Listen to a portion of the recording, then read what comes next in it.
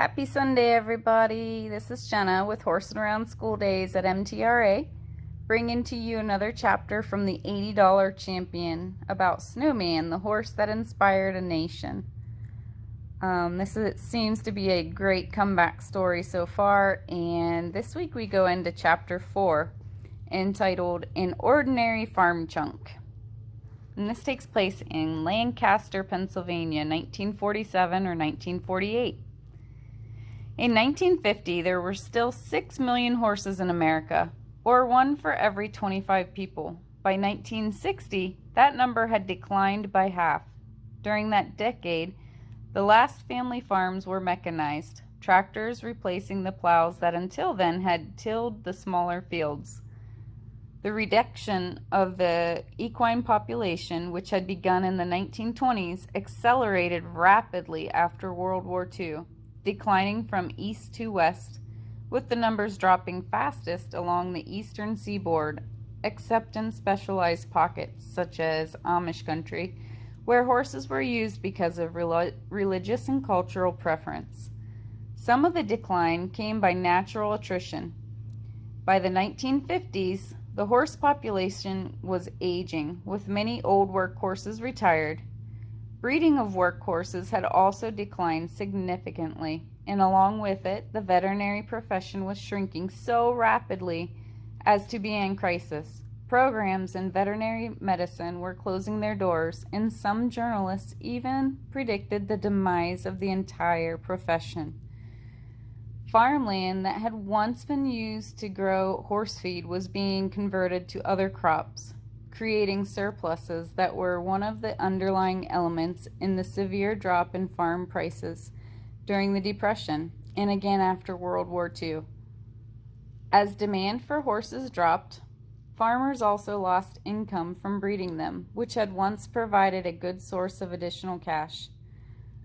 But even with reduced breeding and an aging population, by mid-century there was still an excess of horses, unwanted animals that were expensive to keep and care for. In 1900, the value of all the horses and mules in the country exceeded that of all the cattle, sheep, goats, and hogs put together. States in the Mississippi Valley in the east tended to import horses. They produced only a small number of the horses that they needed. The rest were bred in the west, then shipped eastward through established distribution points. Starting after the Civil War, St. Louis, Kansas City, Chicago, and Memphis had developed large horse markets. Different regions were known for different kinds of horses. Draft horses were typically bred in the Midwest and the Northwest. Most lighter-boned saddle horses were bred in the Southwest, as were the mules that powered the cotton economy of the Deep South. Horse dealers frequented auctions, specializing in different categories. Some handled the massive and valuable draft horses. Others sold quote-unquote farm chunks, all-around horses that could be used to pull lighter loads such as smaller plows and wagons. Still others made their fortunes in the carriage trade, selling fine saddle or carriage horses that were kept for personal use and pleasure riding. By the middle of the 20th century, there were many more sellers than buyers. Ben K. Green, in his reminiscence Horse Tradin', talks about tractor dealers in the late 1940s whose backlots contained pens for the horses and mules the tractor dealers had taken in on trade. Great, big, broad-hipped, good kind of sound, beautiful-headed, heavy-bodied Percheron and other draft-type horses weren't much in demand, Green writes. Every tractor trader had a pen full of them somewhere around the edge of every little town, and they were hard to sell. There were too many horses. The big auctions served as a whittling down point. Camps, dude ranches, and riding academies bought some of these horses for the summer, then offloaded them at season's end. A 1956 article in Horse Magazine described the fate of these horses. In the fall, many of these unfortunate creatures cow-hipped and sore-backed, are trucked off by the killers. Tens of thousands of horses, many of whom might have been perfectly useful if given proper care, found no buyers and ended up at the slaughterhouse. While the precise number of horses who were slaughtered in the 1950s is not known, the fact that 3 million horses disappeared from the American landscape at mid-century is well documented.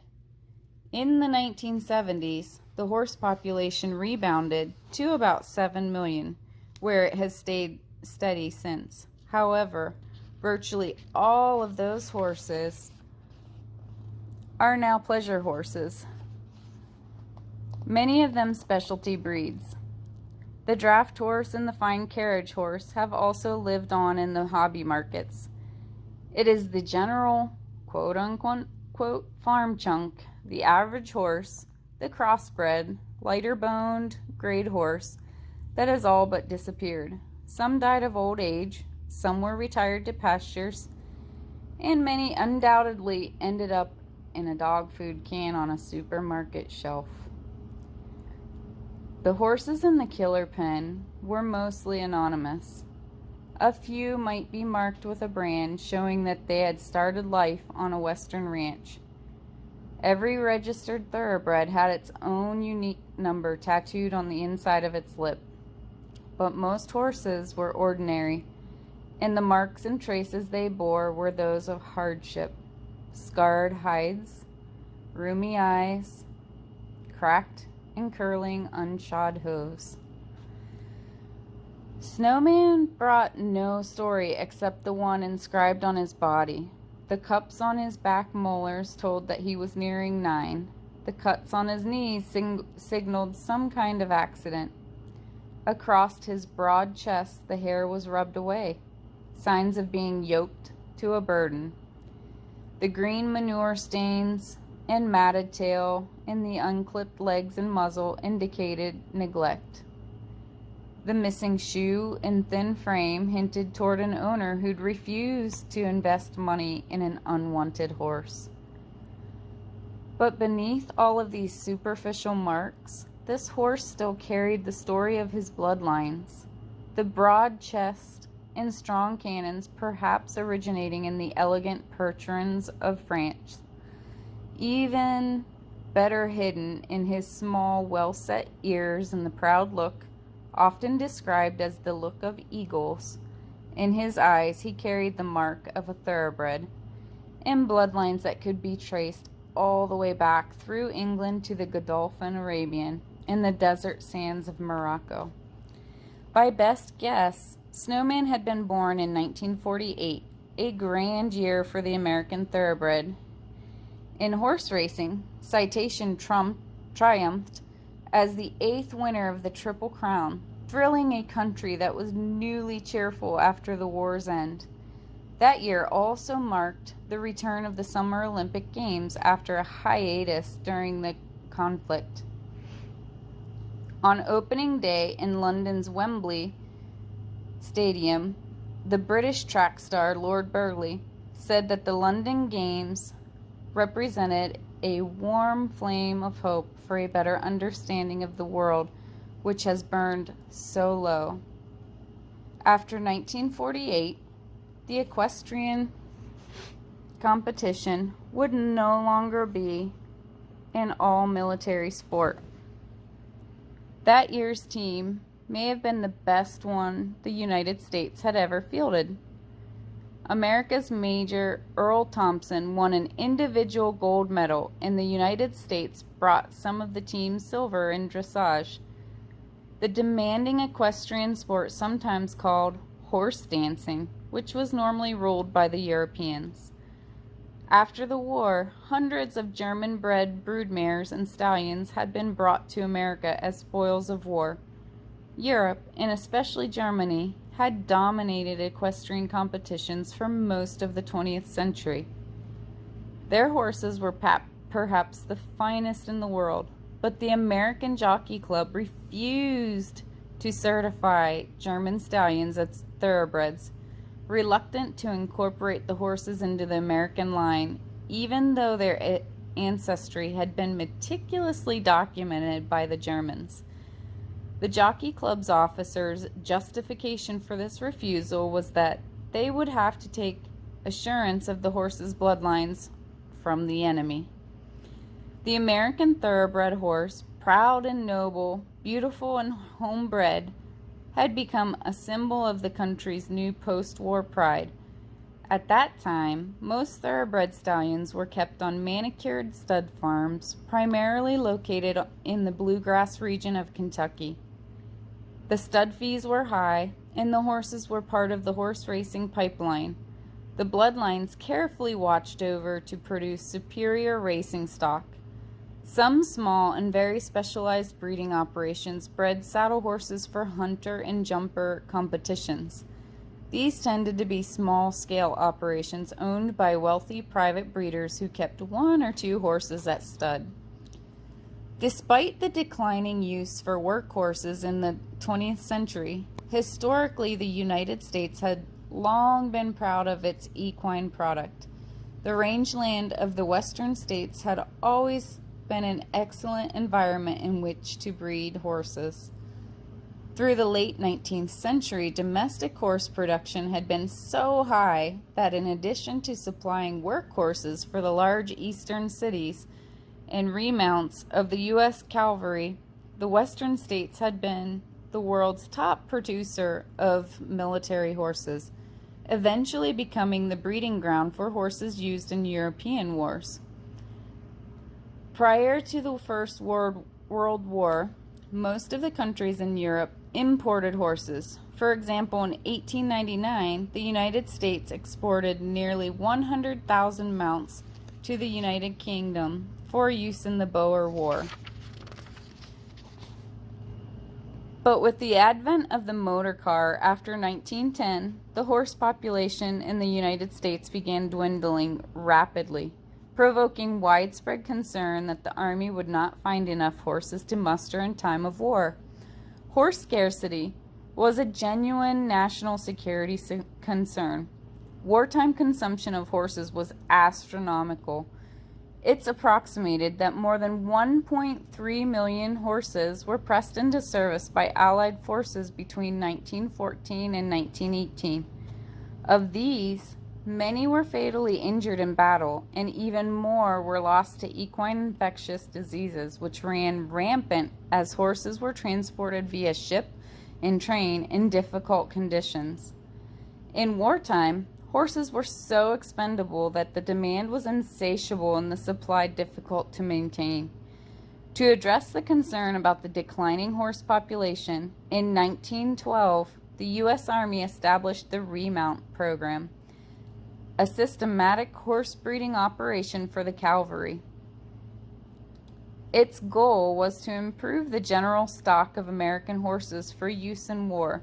The term remount, used to describe a cavalry horse, actually stems from the need to resupply soldiers with fresh horses. The program selected stallions that were considered the best type of American horse, sometimes described as a usin' kind of horse. Appropriate for riding, the horses were bred to be well balanced, with well-sprung ribs, and a deep heart girth to provide plenty of lung capacity, a well-developed set of withers to hold the saddle in place, legs of sufficient bone to stay sound, and a foot large enough to provide a solid foundation. In addition, the horse's temperament was a factor, with emphasis given to a gentle disposition and a willing mind. These excellent stallions would be made available at a nominal fee to improve the quality of American stock. The United States Cavalry, the mounted force of the U.S. Army, needed a supply of quality horses to be ready during times of war. In the 1920s, 30s, and 40s, as mechanization increased, domestic consumption of horses continued to plummet. The number of civilian buyers declined, so that by 1940, the U.S. Army became the largest single purchaser of horses. At that time, The Army paid about $200 for a well-bred gelding, or about 1/5 of the price of a new automobile. Remount stallions were dispersed throughout the country and bred to certified mares, brood mares who had been deemed healthy and suitable to participate in the program. The stud fee was a mere $10, and the product of these matings belonged to the owner of the mare, with the understanding that the Army would have the first opportunity to bid. As the market for workhorses declined with each progressive decade, large-scale Western horse breeding operations were funded largely by sales to the Army. But the Second World War, the first fully mechanized war, was the end of the line for the Army's role in horse breeding. The Army procured tens of thousands of horses in 1940 and 1941, stockpiling them in the remount stations. Only times had changed. Battles could now be fought without horses, and by 1942 and 1943, the Army was already dismounting its units and selling off the excess horses. After the war in 1948, the Army's Remount Program was disbanded. The Remount stallions, bred specifically to be the best of their type, were distributed across the country and put into private hands. Their service is now available to the casual or backyard breeder. The general quality of American horses was greatly improved by the Remount Program. But remount stallions were not the only reason for this. Throughout the 19th century, while exporting remount horses to Europe, farmers had also been importing the great European draft breeds, Percherons, Belgians, and Shires, to develop the American workhorse. The great draft horses were also crossbred, producing offspring that were lighter than their giant forebears, easier to manage, and less expensive to feed and keep. Thus, the typical grade horse, one without a pedigree or a specific breed, the kind that might have shown up at auction in New Holland in the 1950s, might have had strong and gallant bloodlines hidden beneath its plain exterior. It might have carried the blood of draft horses bred for strength to cultivate fields, of thoroughbreds honed for speed to win at race courses, and of warrior horses prized for their sturdy physiques and gentle, courageous temperaments. By the time Harry bought Snowman in 1956, time had erased the exact details of the horse's birthplace and parentage. No one remembered the big gray gelding with the harness scars and the peaceful look in his eye. No one emerged later to claim credit for him. Most likely, he'd been bred and born and suckled down a country lane somewhere in a big white Amish barn on the straw-filled bed of a foaling stall. What happened after that is pure speculation. On Amish farms, as elsewhere, horses stay with their mothers as sucklings until they are about 6 months old. At that age, a foal is weaned. Separated from their broodmares, weanlings are still small and relatively easy to handle. A weanling learns to be handled by people, first growing accustomed to a person's touch, next to a halter, and eventually to a bridle and bit. Yearlings are generally put out to pasture with other age mates and spend that second year at freedom and play. But when a horse turns 2, his training for a life of work begins.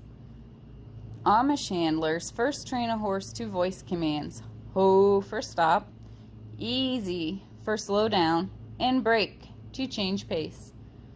Once a horse understands the commands, he is broken to harness.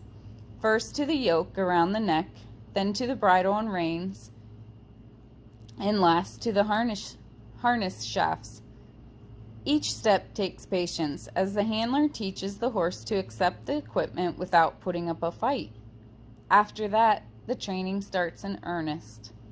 The farmer follows behind the horse on a 12-foot line, practicing simple walking, stopping, and turning. Eventually, the farmer ties a big rubber tractor tire to the end of a rope and lets the horse get used to pulling it behind him. By the time a horse has reached his 3rd year, he should be trained to work, although he does not reach his full potential until age 5. With good care, a modern pleasure horse can often be ridden well into his 20s and often lives to 30 or 40 years old. But this was not true in the era when horses were used as beasts of burden.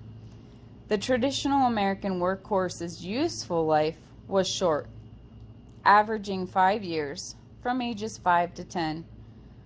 Up until age 5, a horse was fed and nurtured for the prospect of sale.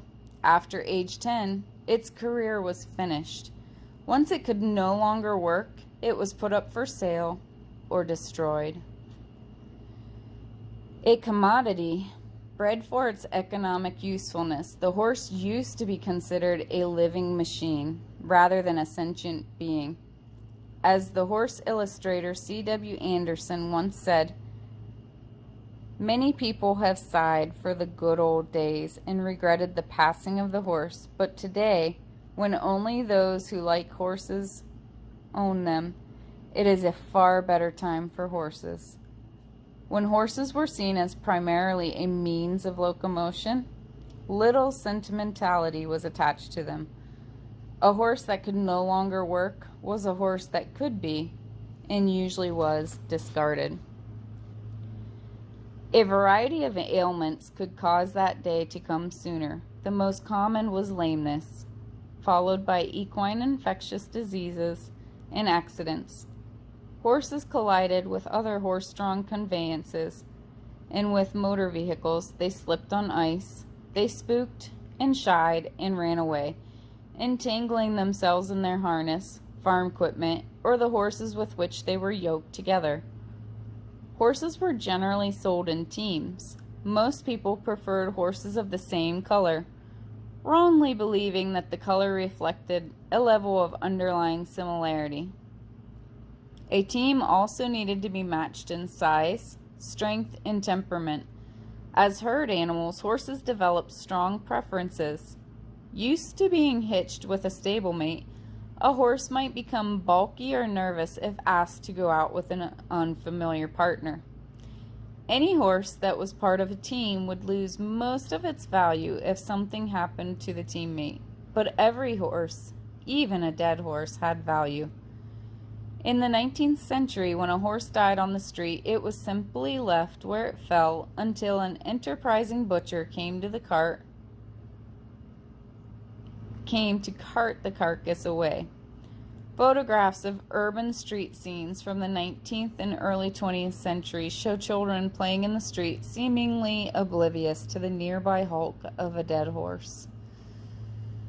Horses that did not die in the street were normally euthanized. The rendering plant was a necessary and economically vital part of the horse economy. Horses that were sick, lame, or just too old to work were shipped to the cannery, where they were killed with a bullet or a captive bolt to the head. In a mid-century veterinary manual, above the matter-of-fact caption, "Where to shoot a horse," a photograph shows a horse with a white mark on his forehead, indicating the best spot to place the gun. After death, the carcasses of horses were rendered. Due to cultural preferences, horse meat was not typically consumed in the United States, although during World War II there was an attempt to promote horse meat consumption to help alleviate wartime shortages of beef. A graphic picture from Life magazine in 1943 showed horse carcasses hanging on hooks as butchers stripped their hides. On a facing page, smiling customers purchased government-inspected horse meat from a butcher shop, disconcertingly named the Man o' War. More often, horse meat was marked with charcoal to tag it as dog food, so the unscrupulous butchers would not try to pass it off as beef. Every part of the horse was used. The horse's long tail was prized for violin bows, and the bones and hooves were boiled down and turned into glue. Before the advent of the internal combustion engine, the horse was an essential helpmate, pressed into service to clear and till the fields, fight the battles, and pull the heavy loads of the great industrial cities, but the horse remained anonymous, invisible, and routinely subject to overwork and abuse. When English author Anna Sewell wrote Black Beauty in the late 19th century, she said that her aim was to induce kindness, sympathy, and an understanding treatment of horses. Though now considered a children's classic, the book was originally intended for an adult audience. Narrated from the horse's point of view, the novel describes Black Beauty's life from his earliest memory of a large, pleasant meadow with a pond of clear water in it, to his wretched existence pulling a heavy load for a cruel peddler. The sentimental and emotionally wrenching book was wildly popular, quickly becoming a bestseller, first in England and then in the United States, where it became a favorite of the progressive movement. Sewell's book was the first to popularize interest in the plight of the horse and to generate widespread concern about the beast of burden's treatment. This point of view dovetailed nicely with the views of the urban reformers in the late 19th century. By this period, the conditions in the large cities were cause for dismay. Urban environments crowded with tenements built to accommodate waves of new immigrants were considered filthy and dangerous, and from the 19th century point of view, centuries of moral decay. Progressives wanted to clean up cities by promoting a cleaner and more orderly environment, and horses were at the center of their reform projects. The new steam, electric, and internal combustion engines were seen as the wave of the future, while horses were considered dirty and prone to accidents, and their manure was a major contributor to urban filth and the important cause of disease. In addition, the culture of the teamsters, the men who drove the horses, and the livery stables they frequented were seen as centers of immoral behavior. Teamsters, in the popular mind, were associated with public drunkenness and foul language. The sight of teamsters beating their horses in public was a frequent urban spectacle. The original mission of the American Society for the Prevention of Cruelty to Animals, founded in April 1866 by Henry Bergh, was to enforce anti-cruelty regulation for horses. Born in 1811, Bergh was the son of a prominent New York shipbuilding family. He attended Columbia College in New York, but dropped out in order to travel around Europe later in life. He was appointed by Abraham Lincoln to the American legation in the court of the Tsar of Russia. During his travels in Europe, he became sensitized to the poor treatment of animals. Bergh believed that mercy to animals meant mercy to all mankind. In 19th century America, the horses were the most visible symbol of animal abuse. Their presence in the city streets an inescapable fact of life.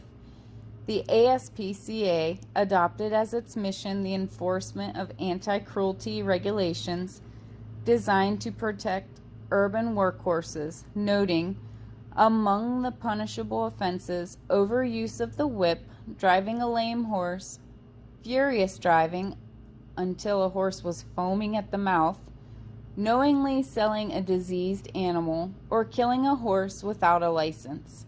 In other words, only the most blatantly cruel practices were targeted, those that would be readily noticeable to the untrained eye. Even these modest reforms were considered difficult to enforce. There was nothing to stop a teamster from pushing his horse to just short of these limits. Another early Humane Society crusader, George Angell of Massachusetts, was inspired to act when in March 1868, two horses, each carrying its rider over 40 miles of rough roads, were raced until they both dropped dead. Angell wrote a letter that appeared in the Boston Daily Advertiser, where it caught the attention of Emily Appleton, a prominent Bostonian who was interested in animal welfare. Within weeks, the pair had managed to produce the state's first anti-cruelty laws and founded the Massachusetts Society for the Prevention of Cruelty to Animals. The MSPCA passed out copies of Black Beauty embossed with the seal of its organization, an angel descending from heaven to stop a teamster who was whipping his horse. Early reformers like Sewell, Appleton, Angell, and Berg felt strongly that horses were living creatures and thus should be afforded basic rights. But that point of view was not widely adopted.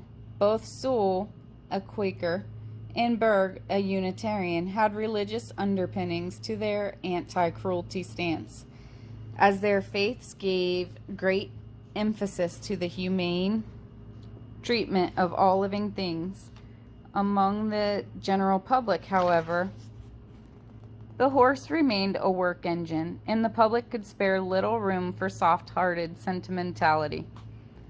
Our language is rich with examples of the horse as engine. We describe a hard worker as a workhorse, and a car's engine as having horsepower. Though the role of the workhorse diminished significantly after the advent of the automobile, horses performed vital tasks well into the 20th century. The city of Pittsburgh still owned 300 draft horses in 1930, and the city fathers claimed that all of them could understand traffic lights. In the 1940s, horse-drawn carts were seen even in highly urbanized areas like Baltimore, where the clip-clop of hooves on pavement announced the arrival of the junk peddler, the ragman, and the fruit and vegetable cart. In city neighborhoods, the milkman's horse knew the route so well that he would pause at the next stop and wait patiently unattended as the milkman ran back and forth across the street to deliver his bottles.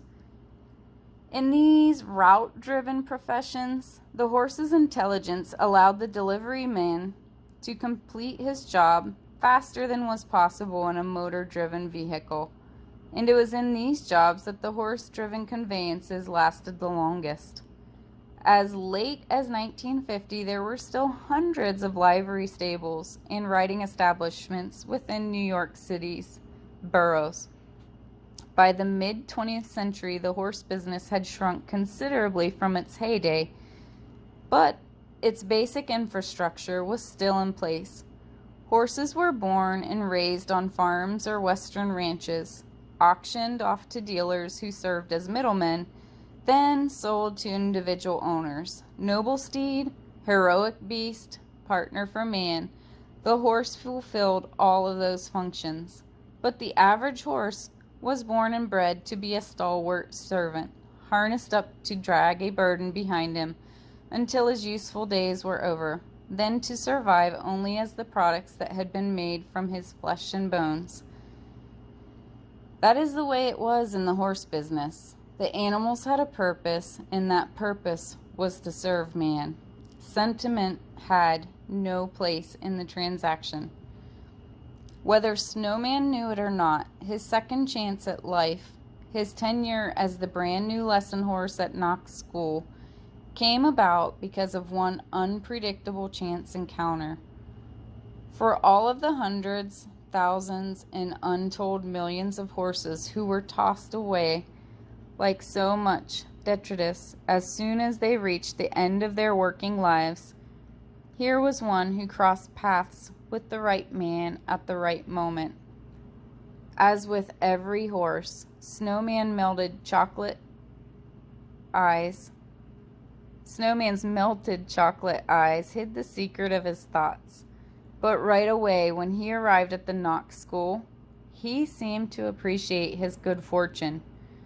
From his first day on the job, Snowman carried even the most timid beginner with the gentle care of a four-legged nanny.